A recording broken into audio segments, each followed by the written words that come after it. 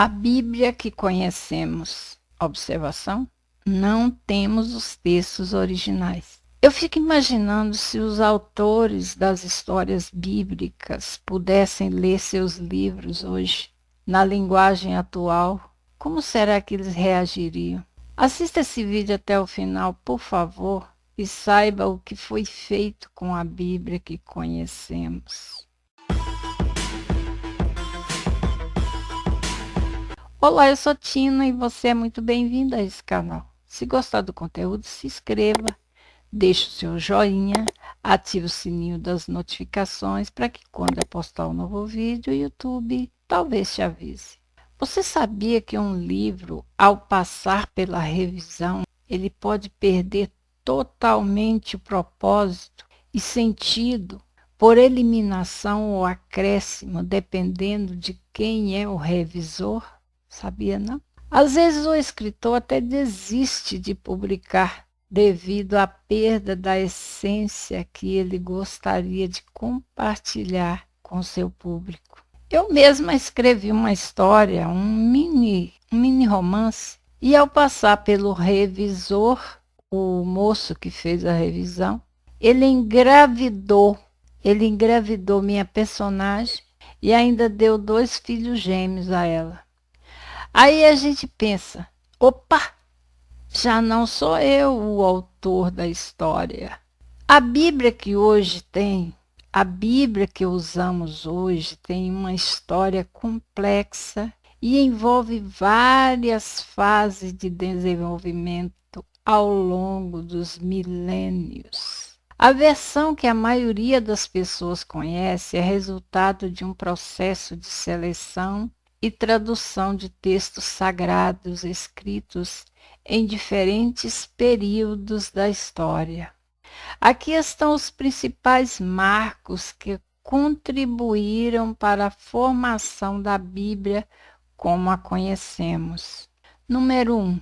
Os textos originais. Antigo Testamento ou Tanakh.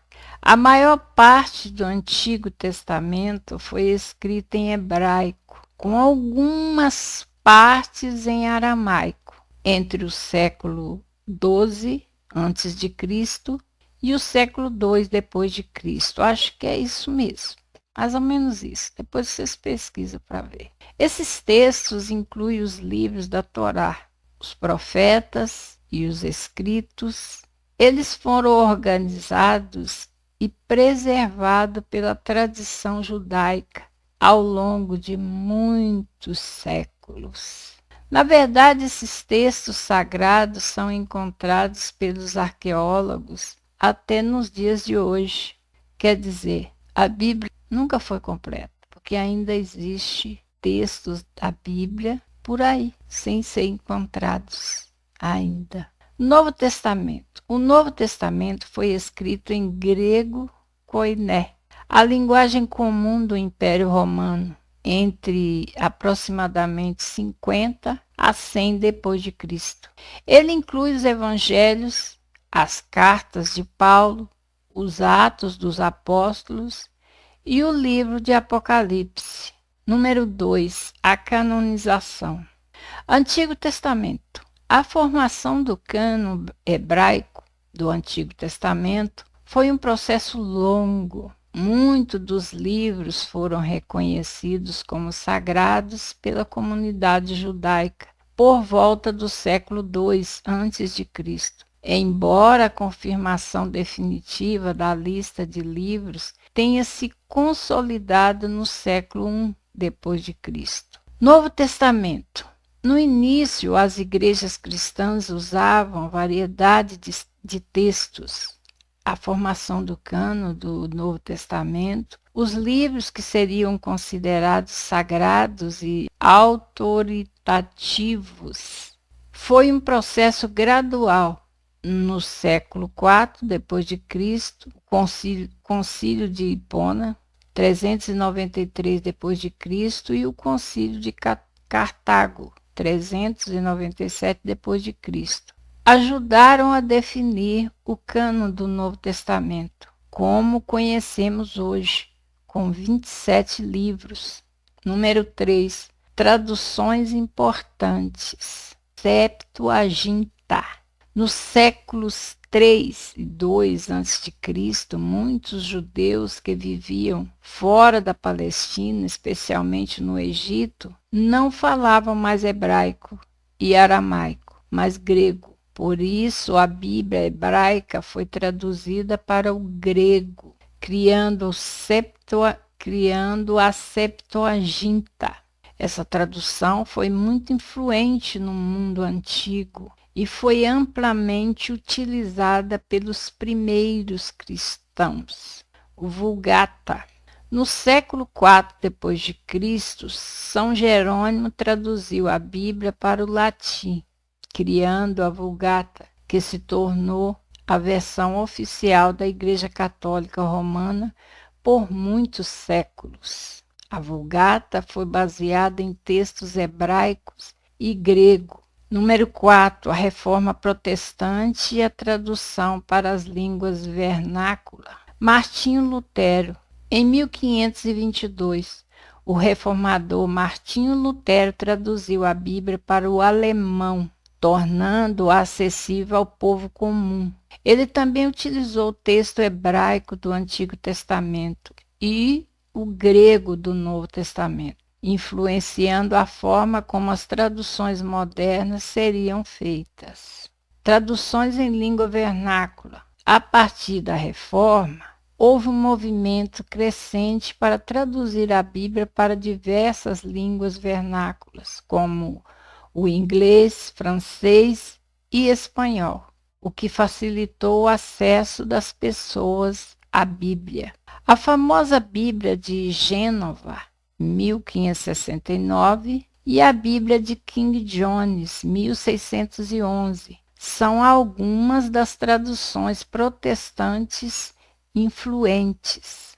Número 5, a Bíblia moderna. Hoje, a Bíblia que usamos varia de acordo com a tradição religiosa.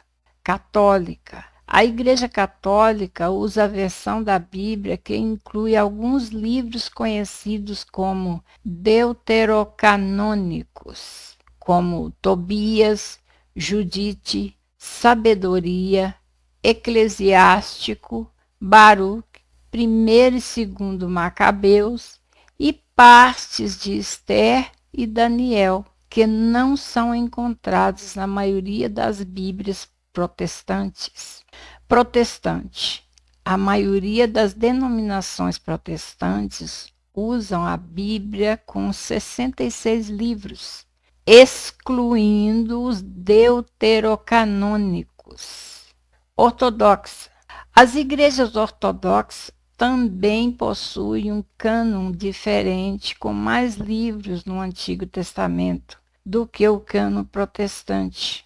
Número 6. O papel das traduções modernas. Com os avanços tecnológicos e pesquisa textual, novas traduções modernas da Bíblia surgiram, como a nova versão internacional, NVI, Almeida, a Bíblia na linguagem de hoje, e outras que buscam refletir com precisão o significado dos textos originais em uma linguagem acessível e moderna. Você já parou para pensar o quanto foi tirado e acrescentado até chegar aos dias de hoje? Até chegar aqui? A Bíblia que usamos hoje é o resultado de séculos de escritos, traduções, debates sobre quais livros deveriam ser considerados canônicos e a adaptação dos textos para as diversas culturas e línguas. A versão final, seja ela católica, protestante ou ortodoxa, representa um processo longo e dinâmico de preservação e disseminação da palavra sagrada. Alguma pergunta? Deixa nos comentários que eu vou tentar responder. E para você que ficou comigo até o final, muito obrigada. Deus abençoe. Até o próximo vídeo, se Deus assim o permitir.